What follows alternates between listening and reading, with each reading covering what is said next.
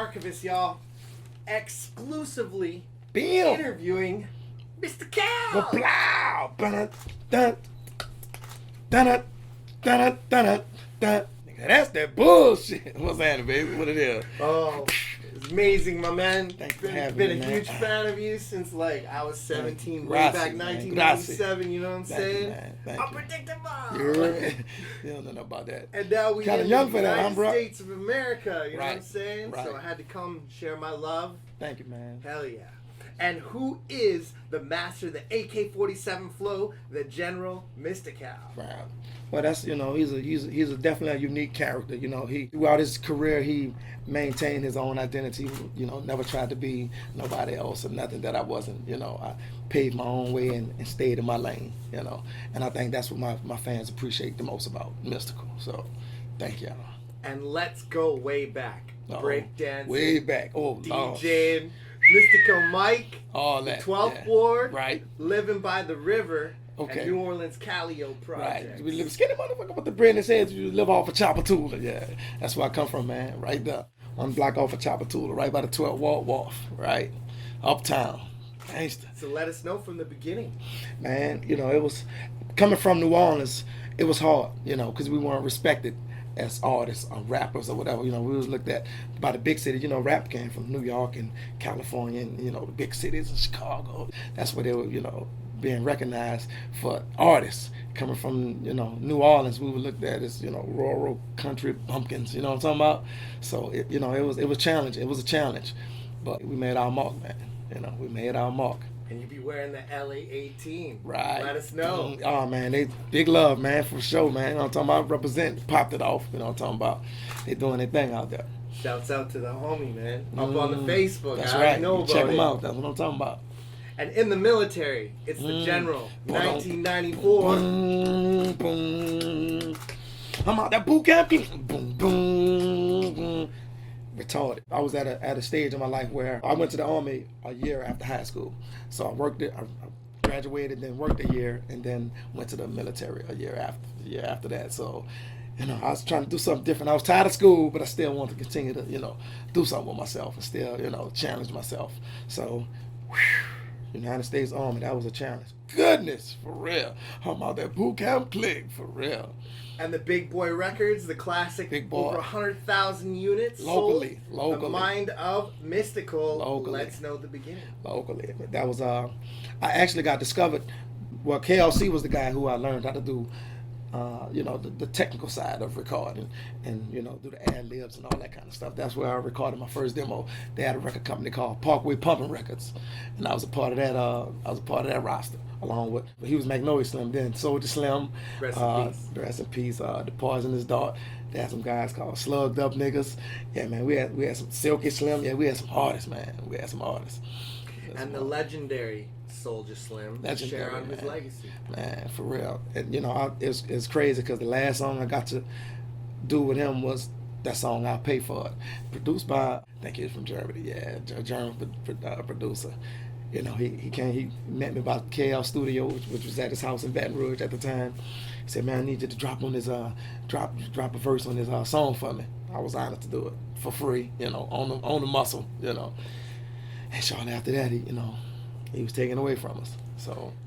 And Times with Jive, one of my all-time favorites. We got Unpredictable. Wow. Original. Wow. Well, the first one I did with them was Mind of Mystikal. Right. Yeah, that was the well, it was self-titled when I sold 100,000 units. Right. It was titled Mystikal. Yep. And then upon signing a national deal, we added 5 joints to the Boot Camp Click, the remix to Y'all Ain't Ready Yet, a couple more, and 2 more. I can't remember exactly what they are, but yeah. And now, Times with Jive, one of my all-time favorites, Unpredictable. Elaborate on getting on this. People need to know about the foundation. This right here, this was my freshman album when I signed with Master P. And this record right here, I think, to date was my greatest effort. You know, I think I put the most into this record. You know, it was just at a time where I was just trying to get to that next level. I was already national and, you know, had a lot of fans and I was growing, but I was trying to take it to that next level, and Master P gave me the platform to do that. You know, fan base through the roof, you know. My first platinum record. Amazing. And No Limit Records, elaborate on your side of what went down. You had instant fans make them say, oh, nah, it's the Tank Soldier. For real. That shit was an incredible ride, and I wouldn't have missed that for anything. You know, Master P was really, really driven, had a lot of courage. You know, there wasn't nothing you was going to tell him that he couldn't do. You know, and he did it. You know, wore his heart on his sleeve. I'm talking about did that. For real. That was a major movement, man. He had every ghetto in the United States of America behind him. You know, they got a lot of ghettos in our United States. So, you know, that was a great marketing scheme for him. And that's what they say, Master P, the P stands for promotion. For real. He was a master at it. Was it like $1 million a day you made? For real, man. That man was something crazy like that. For real. What did you see behind the scenes?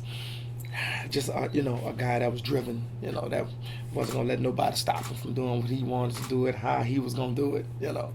It was inspiring, man, for real.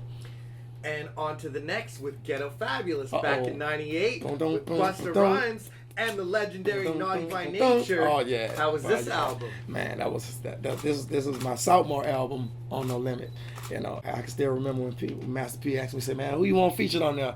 I know I wanted somebody off that East Coast. I think my first option was like Busta and Method Man, Redman, Keith Murray, those guys like that. You know, those guys I really was into their rap style. So Busta came on through for me. Yeah, what you want, nigga? What you need, nigga? I'ma give it to you until you bleed, nigga. Oh man, that shit was amazing. We were actually in the studio together.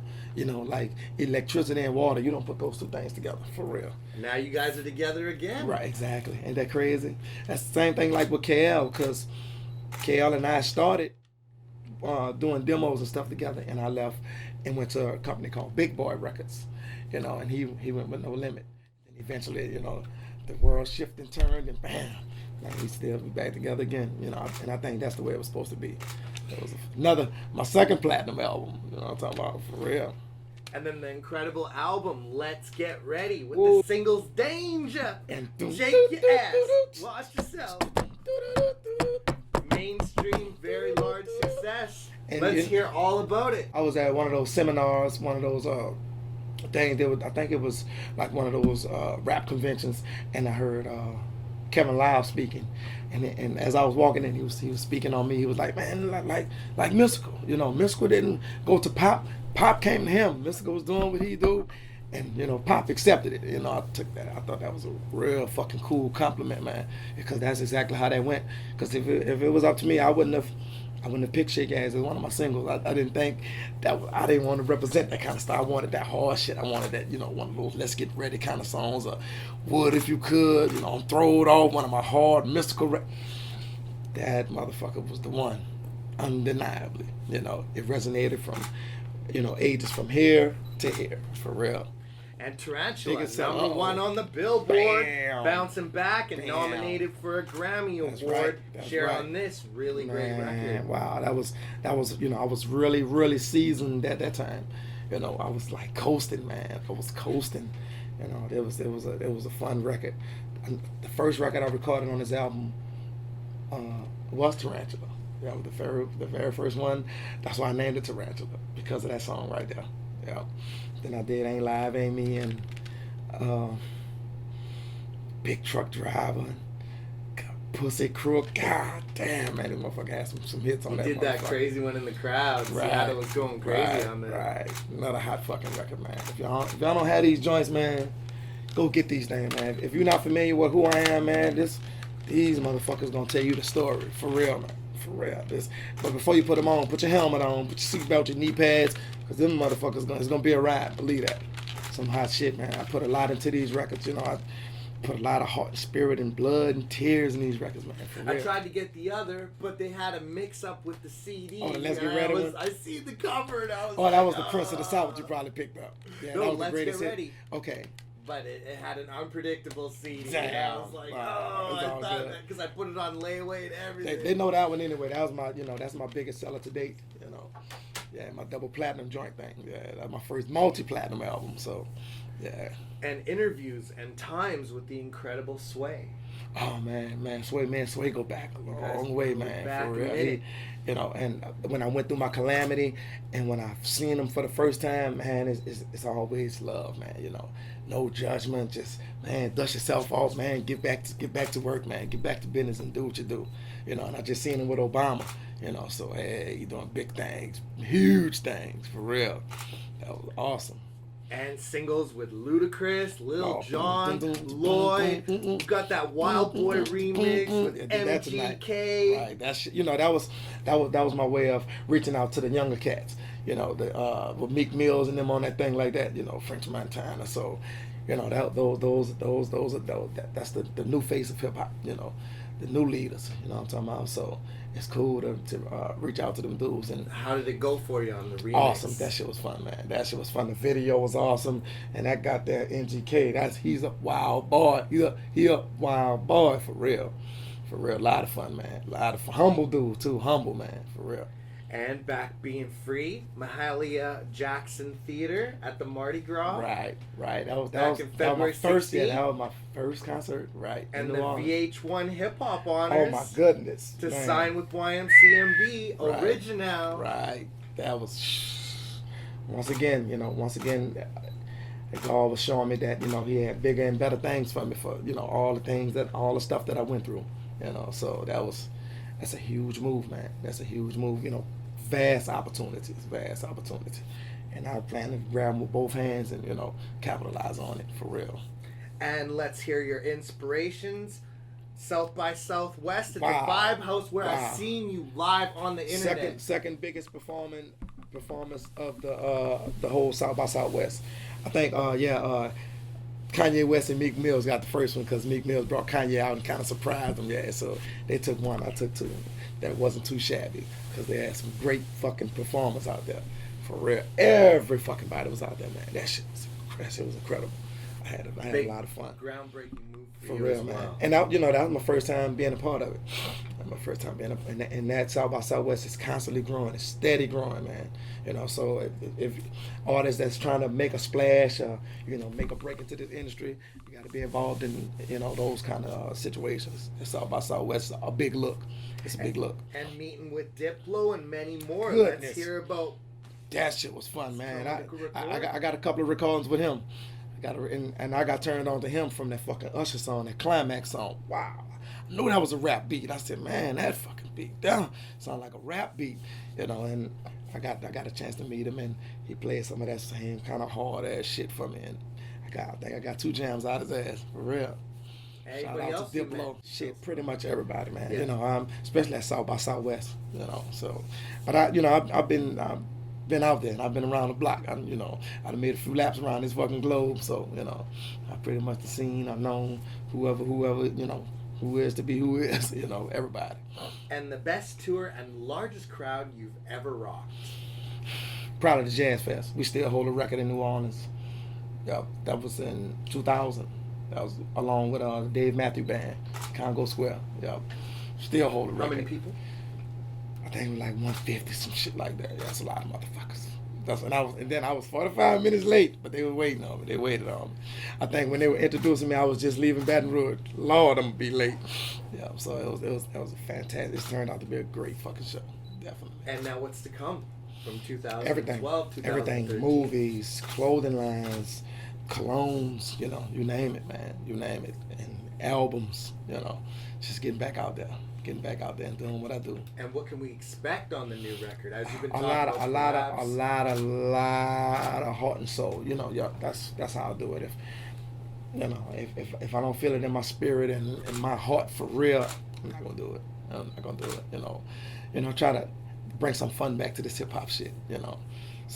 Just when your record come on as an artist, you're supposed to make people feel different than what they feel like. Tonight at my concert, I don't think people were worrying about who they owed money or who owed them money. They just were genuinely enjoying them fucking selves. And that's the service that we provide as artists. That's your fucking job.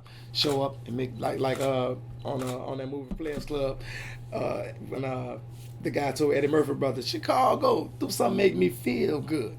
That's your fucking job. Make them fucking people feel good, motherfucker. And your best Southern hip hop memory you've been part of or contributed to? It probably has something to do with that fucking Jazz Fest, because that was, a big, that's, that's in New Orleans. And also that fucking Super Bowl when it was in 2002, man, I was like, goddamn, bless his soul, I was like Michael Jackson out there, man, for real. And that was during that Tarantula album, man, that shit was so fun. Oh, that shit was fun. That shit was fun. That was one of my most memorable times. And also my Soul Train Award trophy that I won. Definitely. My 3 Grammy nominations. I still have yet to really seize it and bring that motherfucker home and put it on my mantle, but it's coming. It's coming. And you have anything to say to Canada? Canada, thank y'all, man. Thank y'all for the goddamn archivist. Thank y'all for him, man. For real. Y'all support this cat, man. He's doing big things, man. He's doing it, with heart and spirit. He ain't just out here bullshitting. He really out here, for real. 3-hour drive coming fuck with an artist. That's, it takes dedication, man. It takes dedication. And we appreciate that. And you got any shouts? In Canada? Anywhere. Oh, all my fans, man, who've been riding with me from day one. Thank y'all. I love y'all. Put your fucking seatbelt on and get you a fan and cut your air conditioner off, because this fucking summer about to get hot. Oh, this summer about to get hot. Believe that. Believe that. Definitely shout out to YMCMB, baby. Thank y'all for the opportunity, for real. Let's smash this fucking game, for real. And shouts to KLC. KLC, the drum major, my right-hand man, who's always with me, always making my shows what they are, because that's, timing is everything, he's my sound man. If I set a record up or set a song up and he don't drop it on the one, we missed our mark. He's always dropping it on the one, for real. Barry and Miko and YMCMB. That's right, the whole and Stampede this is the movement. archivist, and you already know the name, y'all. Right, so thanks for all the follows on Twitter. And if you're not following me, you can follow me now at It's Mystikal on Twitter. Mystikal on Instagram. Thank y'all, man. For sure, all the lovely ladies. I see all the comments. Thank y'all. Yeah. All my soldiers, I see y'all, baby. Salute. You heard me? For real. Keep on pushing, baby.